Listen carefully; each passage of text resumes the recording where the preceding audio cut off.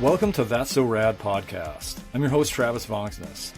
This is a podcast about people, their passions, their life experiences, and their stories.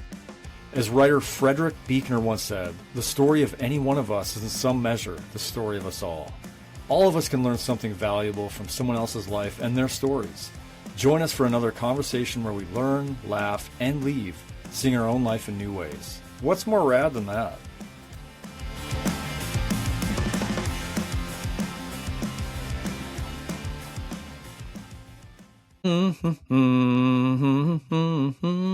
Shiny rad people. Welcome to That's So Rad podcast. I'm your host Travis, and the bar is already set super low on the first episode of 2026 with me singing out of the gate. So really excited to be work our way up from here. Really had an awesome time last year on this podcast. It's been a lot of fun. Really have loved personally just the kind of intersection of people from my past and present and doing it on a podcast. Yeah, looking forward to this year too, as far as new guests coming on and yeah, doing some solo episodes, which is always interesting to pull off. But yeah, so I hope your year is off to a good start. 2025 was hard for a lot of people I know. I know our own 2026 New Year has been pretty rough. And yeah, so much sickness going around to kick the year off.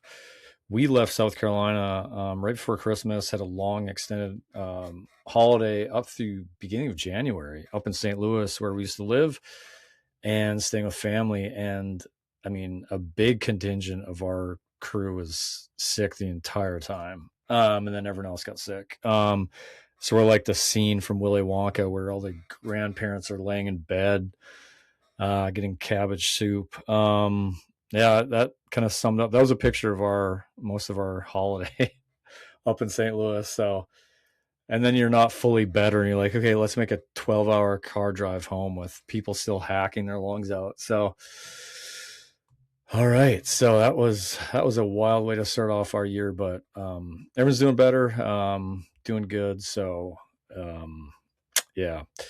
My beard's been trimmed, cleaned that up. So you never know when it's been growing up pretty long. You never know what, you're going to find: library cards, Legos, old candy. I mean, a lot of things you'll find. And so yeah, hopefully there were no small woodland creatures harmed in the trimming, but I can say too, I no longer smell like peanut butter and stale soup, or at least as bad.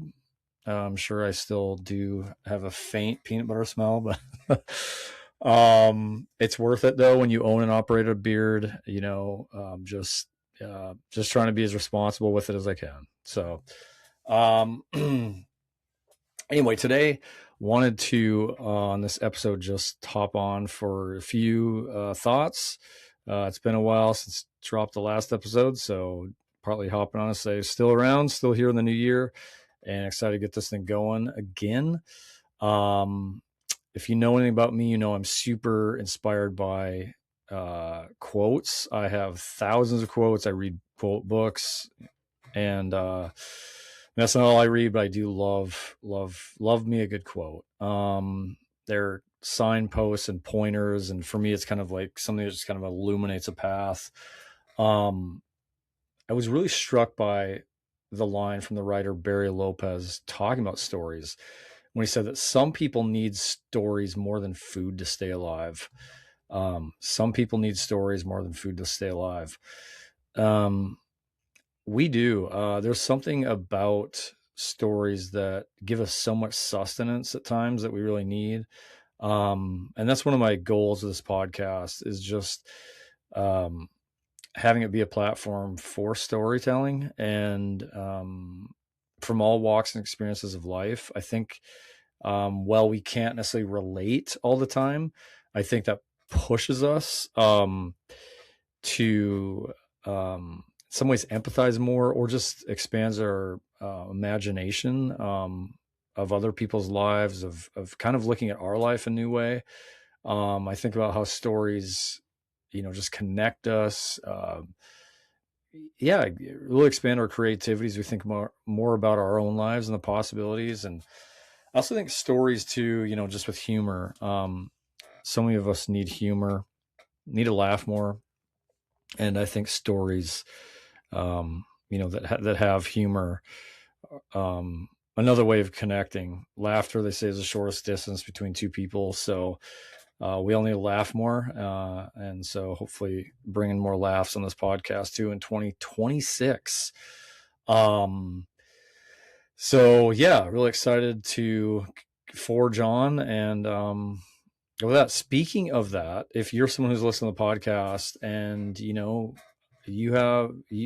I'd love to be on this podcast, reach out to me, and we'll make it happen. I'll have my email in the show notes. Can look me up on socials, and go from there. I do have it's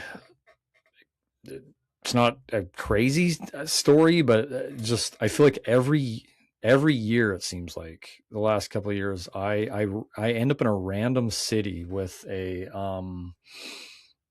flat tire of some kind. So, and then that day becomes kind of an adventure on its own. I think it was a couple of years ago.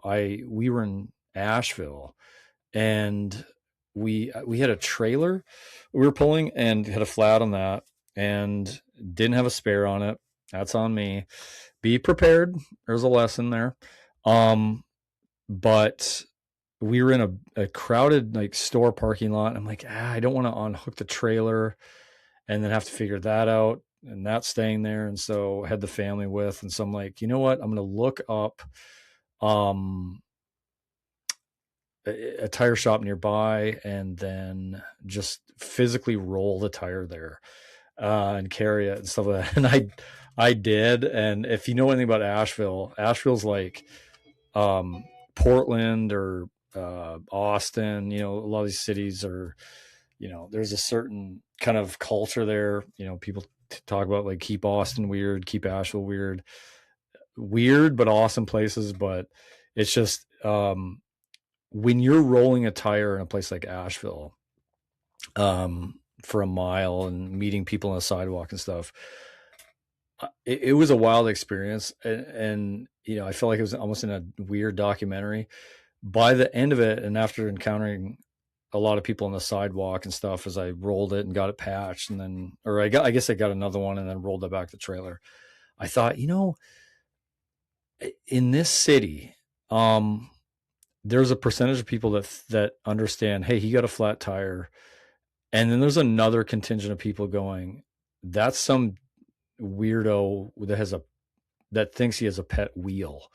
And I'm going to put that. And as I thought about it, I'm like, in Asheville, I think there's maybe about 30% thought, this guy's got a flat tire and he's just, muscling it down this sidewalk to get it to his car. I think the 70% probably thought this weirdo this is his pet. He thinks this is his pet tire. So that was my experience in Asheville a couple years ago. Pretty fun afternoon. And then yesterday in Charlotte, again, flat tire, thankfully in a parking lot. So praise God, not on the side of a road.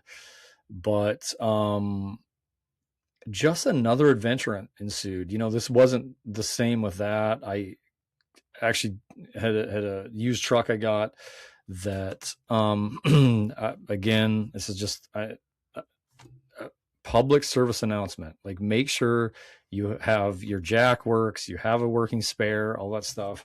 Should know better. Haven't driven this truck much, but took it out to Charlotte, and flat tire, missing the key to pull the spare out. Jack was jacked up, not working. So I spent some of the afternoon just trying to figure out ways to get the spare off, all that. Anyway, we have roadside assistance through our insurance. Ended up finally calling that, and finally someone showed up. It was like hours later because someone canceled, and I find myself, the guy showed up with just like a regular car, and like this is like a major insurance, like their roadside assistant. It's like, okay, this dude's got like a RAV4 or something, like his personal car, and he pulls out like a tire pump, like almost like a bike tire pump, and whatever. I got like a giant plastic, looked like a shark tooth, like that punctured my truck tire. It's a big tire, so I don't even know how it did this. And then I'm trying to like pull it out and end up like chipping it off and breaking off. And it's like, okay, this thing is breaking off as I'm trying to get it out. So how did it go into the tire? But that and so then we get it off, and then I'm actually find myself in the guy's car as we drive over to a nearest tire shop. And like, this is roadside assistance. I'm now in this guy's little car, and we're just super nice dude. And but and it, it's a weird thing when you have moments like that, where like that part of your day, like whether it's trying to figure out a situation where you're stranded or stuff like that, where it's like that one task becomes like the focus of your day. And it's a interesting perspective, like as much as it was frustrating and like at times like, oh man, can I just get this done so I get home? um to be in such a space of just being like, the simple thing is I just have to get this tire figured out and fixed. And yeah, I don't know. I just found myself thinking a little bit about that, of like, on those days where you might have just a really simple purpose, um how cool that is, though, of like, it's so different than our days where it's like, you're so scattered of like you have a million things to do, and you're running kids around, you're doing work, and you're this and that, and then and you feel so fragmented and stuff. There's something about, I don't know. I guess I felt almost more alive. So even though it was frustrating, and even though it was, you know, gosh, can we get this thing fixed and figured out? Um, there was something about that space of just like, yeah, this is just one task, and that's my objective for the day. And it's like, I don't know, I've found that we've kind of talked about that kind of with the land we own, and where we have some rentals out there, and like you might go do some work out there, and that one objective that day is like going to Lowe's and getting like wood for the, fixing a deck or whatever, and some different projects. And it's such a change of pace. I don't know. It's just interesting when you have those moments, how that kind of feels, because it's so different from most of our daily frenetic pace. But anyway, got the truck home, and safe. And so, yeah, that was a fun adventure. Um, Closing this out with a quote, that one of my favorite quotes, and I think about this one a lot. I've probably said this on this podcast. Um, it's by the writer Kurt Vonnegut, and this is something I think about a lot, and maybe it's something you can think about um, as you reflect on your new year and what it means to be present in your life. But the writer Kurt Vonnegut once said, "Enjoy the little things in life, because one day you'll look back and realize they were the big things." Um, as a dad, but wherever you are in your life, that's my story. But it just, think about that, and how the little moments of being with the kids, intentionally, just living life intentionally, could be throwing a football, could be, playing a video game with your son who asked for you to do that, could be getting coffee with your teenage daughter and just sitting and talking about her life.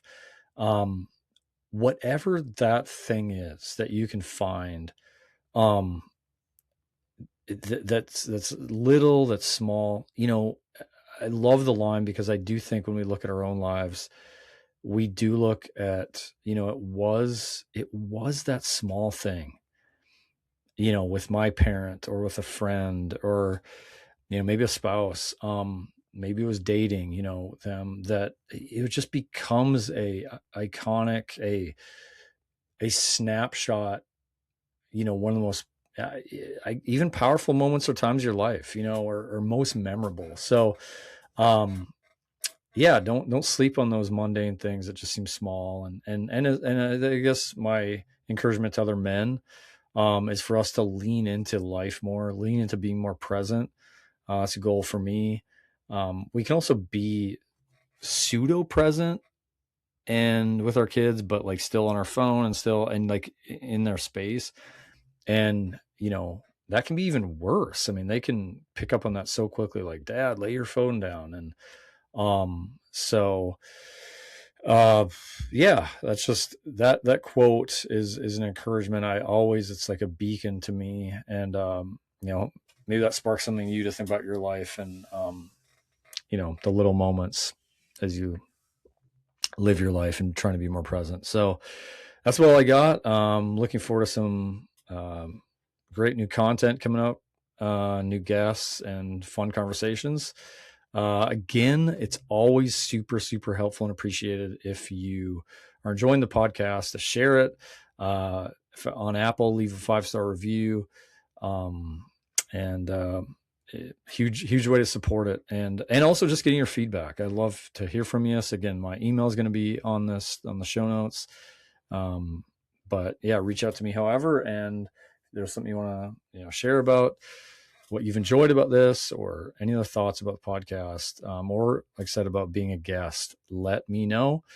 Hope your year's off to a good start. And until next time, embrace little things, laugh, love your people, lean into being present in your life, and let's try to help inspire and encourage each other. Hope you enjoyed the episode today. Check out the show notes for any links or resources shared in the episode. If you enjoy the podcast, it would be really appreciated if you'd subscribe, leave a 5-star review, and share it with friends. May we all remember these words from writer Mary Oliver. Instructions for living a life. Pay attention, be astonished, tell about it.